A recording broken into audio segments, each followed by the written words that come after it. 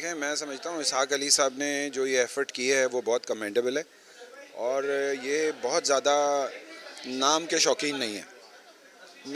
میں ان کے پاس گیا تھا، ان کے آفس کسی کام سے، تو مجھے انہوں نے کتاب پریزنٹ کی۔ میں آپ کو اس کا ٹرو واقعہ بتاؤں کہ انہوں نے کتاب پریزنٹ کی تو یہ بہت اچھی چھپی ہوئی کتاب تھی، بہت ریسرچ تھی اس کے اندر، مجھے نظر آئی۔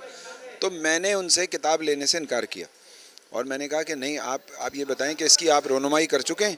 بولا نہیں، میں نے رونمائی نہیں کی۔ تو میں نے کہا کہ آپ جب تک اس کی رونمائی کے درمیان مجھے وہ کتاب دینا۔ آج اتفاق ہے میں اس پروگرام میں لیٹ ہوا کہ میرے لیے میری تقریب ہو رہی تھی اور میں وہاں چیف گیسٹ تھا، تو مجھے آنے میں پرابلم ہوا۔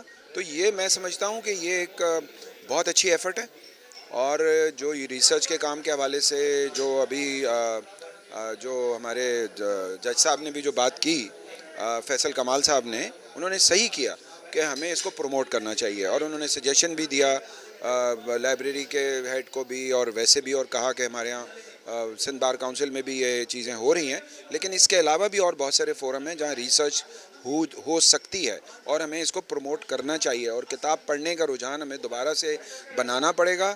اور جو اسحاق علی صاحب نے یہ ایفرٹ کی ہے یہ بہت کمنڈیبل ہے۔ وکیلوں میں اس کو بہت اچھی نظروں سے دیکھا جائے گا اور دیکھا جاتا ہے۔ آپ نے دیکھا کہ آج ان کی تقریب میں کتنے لوگ تھے اور کس طرح لوگ انٹرسٹڈ تھے کہ وہ اس پہ بات کر سکیں۔